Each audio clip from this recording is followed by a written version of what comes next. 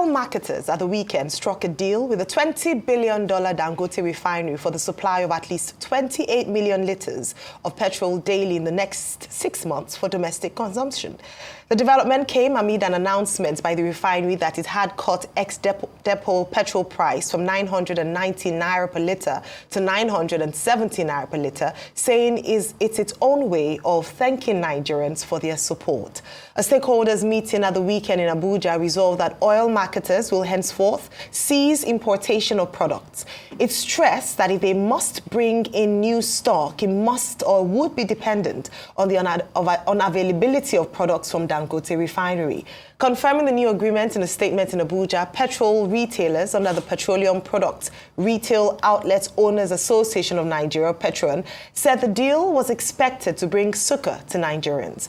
A release by the organization's spokesman, Dr. Joseph Obele, said other stakeholders that signed the deal included Nigerian Midstream and Downstream Petroleum Regulatory Authority, NMDPRA, Nigerian National Petroleum Company Limited, NNPCL, and Edo Refinery.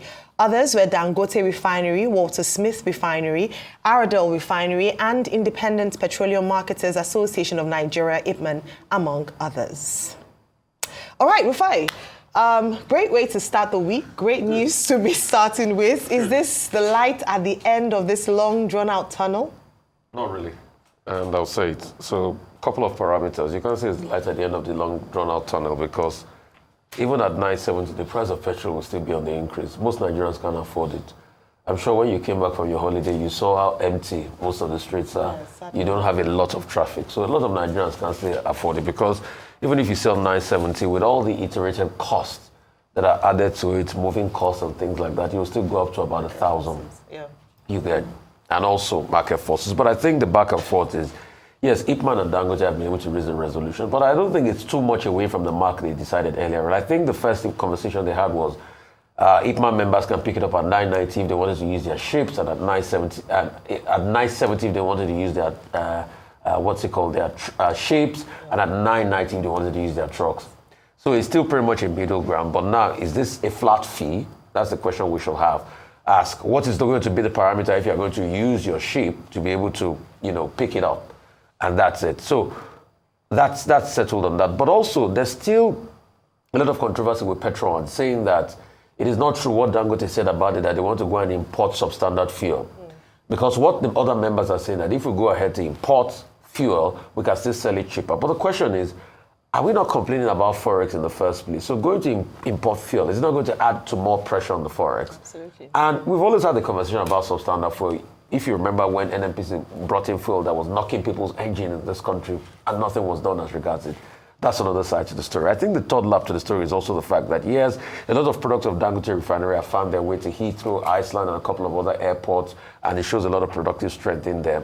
But also, the fourth leg to the story is the fact that that NNPC deal to supply Dangote crude in Naira has also stalled because they have not gotten a lot of products.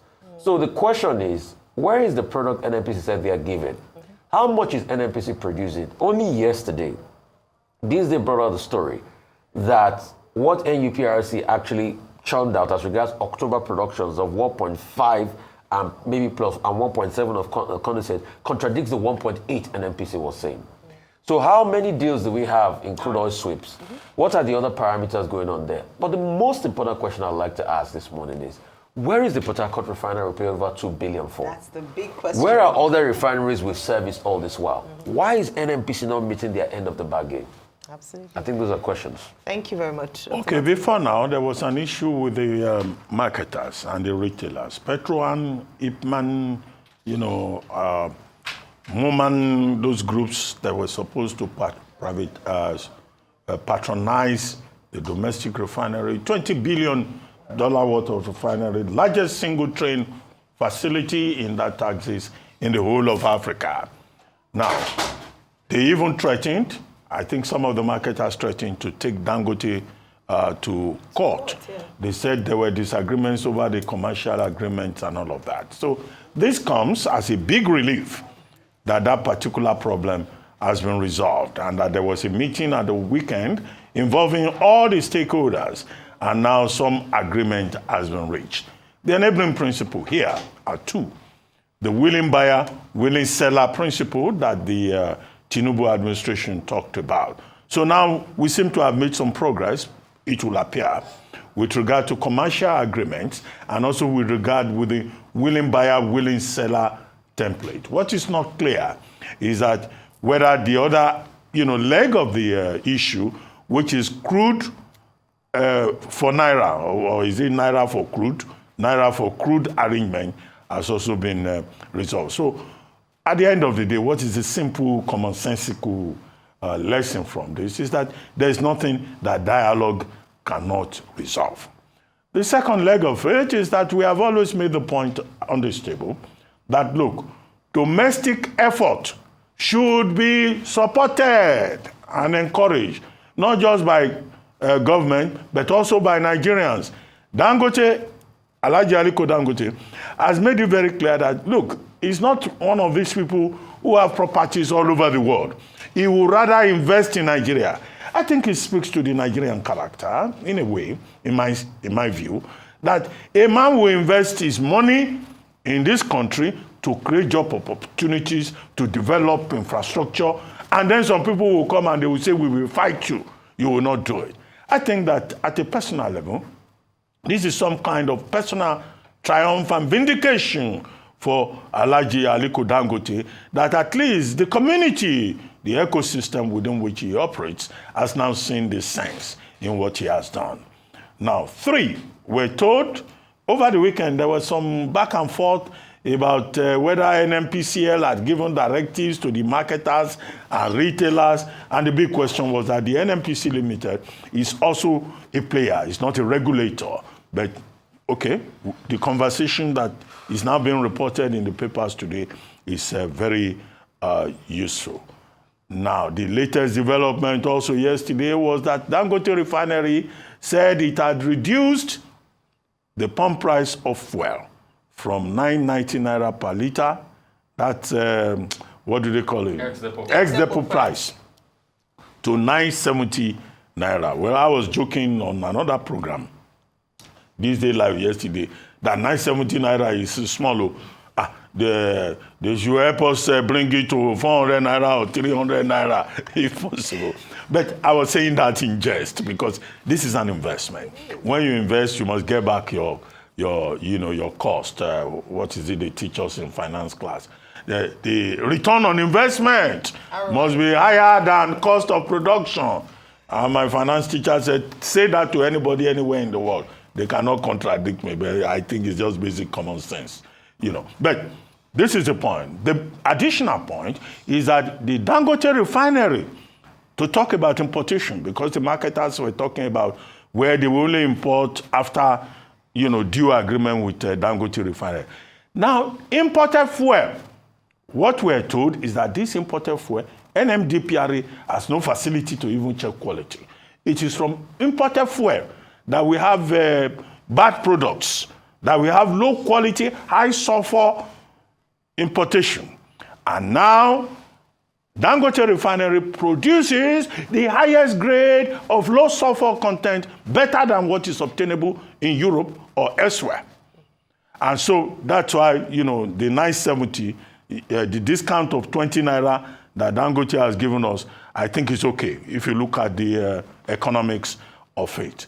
The final point, of course, is that, well, I think it should be continually supported, and all of us should support. And the company has acknowledged it, that we have been given 20 naira discount for our support for Dangote refinery. When business improves, please, this should be sustainable. The thing should start coming down small, as business does well. The Dangote refinery deserves our support. Absolutely. Now, just to say that they've also defied one of the terms in Nigerian markets, whereby when anything goes up, when price goes up, it hardly comes down. They've been able to debunk that by bringing down the price, saying that in light of the fact that they've enjoyed quite good support from the Nigerian people and the government, as well as the fact that it's Christmas time very soon, this is Dangote's gift to Nigerians without compromising on the quality of their products. And I think this is fantastic news. Just to emphasize again that the 970 naira is not the pump price of petrol, it's ex-depot price. So also is still going to be high because when you put on attendant costs by the marketers, it's going to raise the price a little higher. But at least what this should mean, hopefully, is that we should enjoy the 20 naira at source as well, whatever we're paying currently per litre for petrol. We'll find out what the price will be shortly. But beyond that, I think very important is also for us to begin to ask questions around the refineries, Nigeria's refineries as well. We keep talking about Dangote refinery, which is fantastic that a private individual would choose to meet the challenges that Nigeria currently has in terms of its access to petrol, crude oil supply, and also affordability and availability. But beyond that is that we cannot really tell the true picture of a free market if it's just one player in the market.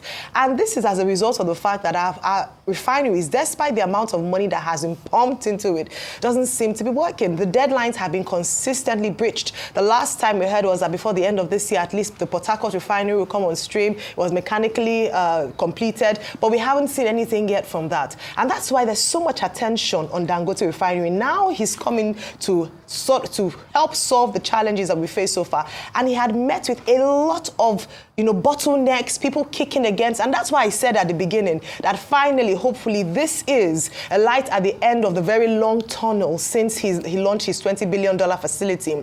Beyond the provision or accessibility or the availability of petrol is also the economic contributions of the Dangote refinery. Talk about the jobs that are affected, the environment, the area that is situated, and the development and infrastructure built in that area. These are some of the things that we should praise and find a way to support and ensure that the Dangote refinery project does not fail, whatever your leanings are, because at the end of the day, Nigeria should be the main focus for everyone. But it's great news this morning. Hopefully it can be sustained and we don't get to hear another backlash again tomorrow or next tomorrow. But very importantly, let the people have fuel over Christmas. We don't want any kind of fuel scarcity or queues at the petrol pumps. And of course, let the prices come down. As business gets better and hopefully when more players come into the market, we'll see that reflected in the prices.